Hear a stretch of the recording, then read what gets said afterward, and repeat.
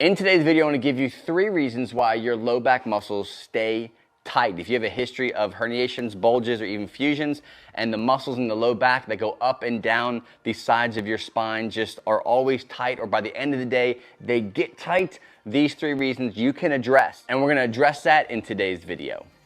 Now, before we jump in, if you have been trying to exercise, if you've been trying to exercise and the exercise that you're doing are causing you more pain, you've got to address it. You've got to make simple of the reasons why you're having pain. And one of the best strategies that I can give you right now in your hands is my pain-free training blueprint. I break down how I apply exercise to a sensitive back, what you should and should not do. And so in the biggest mistakes you're making, I want you to have that free gift. fitnessforbackpain.com/pain-free training. It's my cheat sheet. It's my blueprint to you. Take it, get it, download it. Just let me know where you want me to send it, and it's yours. Now, the first reason why your low back muscles can stay chronically tight is because they are overworked. Now, I look at this from an exercise perspective or even just a life perspective. There are things that we do in a controlled environment, like in a gym in front of a mirror on video, and we're videotaping ourselves trying to move better. And there's things that we do when we are washing our car, cutting our grass, weed whacking our yard, that involve using too much back. Baby, you got too much back going on, okay? Seriously though, what you want to think about when it comes to dialing back, you overworking your back, is to focusing more on a core dominant movement. So there's a lot of different ways that you can do this. There's a lot of ways that I coach it inside of my own personal accelerator program. But very simply put, when you go into doing something, you have to check yourself, especially at first when you're building new habits. What am I engaging? Am I in overextension, trying to do exercises, thinking that this chest out, butt out approach is going to stiffen and tighten and slam my joints and my low back together, creating stability, harmony, and a pain-free back? No, it's not going to do that. So what you have to do is you have to retrain the mind, the body to connect and engage the abs, work and build stability and move and lift from the core. Allow the back to engage itself when it needs it. Don't over-engage it and overwork it. The second major reason you could be experiencing chronic low back tightness is overprotection. Now, I teach this a lot to my students about our body's internal protection mechanism, right? When we are afraid of causing pain, we are afraid of the fact that we are broken and soft and brittle because we've been operated on, we've had a fusion. So we protect. Our internal dialogue, the narrative we have in our mind, is to guard and protect. We are no longer safe. So with that comes muscle contraction, because that's the only way our body knows how to protect a joint, is to start to clamp down. So our nervous system is responding to the area by, okay, let's just create our own stability. It's not stable, it's a painful place. Let's just create our own place of stability. And that's where we want to move away from. So there's a lot of layers to that. I would encourage you to study neuroplasticity. I would encourage you to understand pain science better, to learn more about stress management and controlling the internal dialogue. This is where, when people say back pain is very complex, what I'm explaining to you right now is what makes it so complex. You can have all these back pain people. There's a lot of great things that you can teach every single one of them. But when it comes to the individualization of each person's way out of pain, you have to address the things that just aren't sexy, like core training or safe exercises. You got to address this. So we have to gain more control over our personal body's internal mechanism for protection. Look at how you manage your stress. Look at the narrative that you're telling yourself about your pain. Look at building more confidence in your movement. Work with someone who can help you walk through the fears that you have around moving, and you'll notice how your low back begins to relax. The third and final major reason why your low back muscles could be chronically tight is poor work postures. Now, this could be working as in like work, or it could be like working just in the yard or standing or just carrying yourself.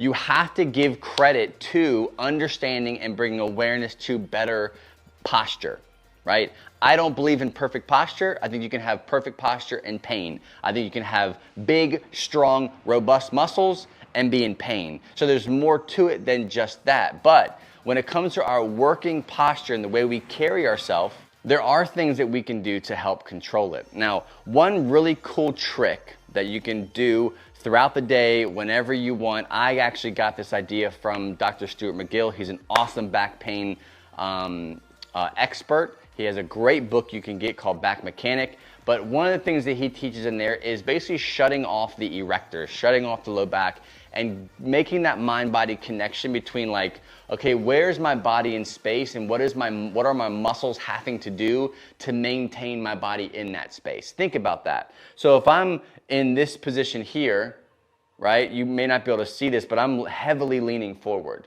Everything is going forward. Me stacked well is here.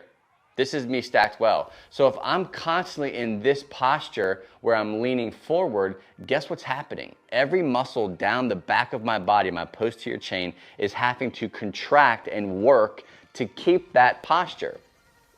So the more awareness we can bring to what a good stacked position is, the more our muscles can relax.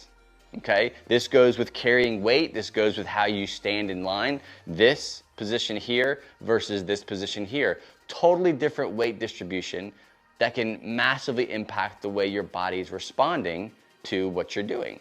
So a cool trick you can do is basically just take your fingers, turn around, or not turn around, I just gotta turn around for you, and put your hands on the muscles that are seen to be so tight, right? For me, it's typically like my erectors, the muscles that go up and down my spine. It's a very common place. It kind of goes into the low back as well and up into the mid back. But essentially, you're gonna put your hands on these muscles here and feel how hard they are. You can lean forward, see how they're turned on, they're contracted, and then I want you to adjust while you're pressing these muscles. I want you to play a game with yourself and see if you can stack yourself, stand upright so well where these muscles actually turn off, okay?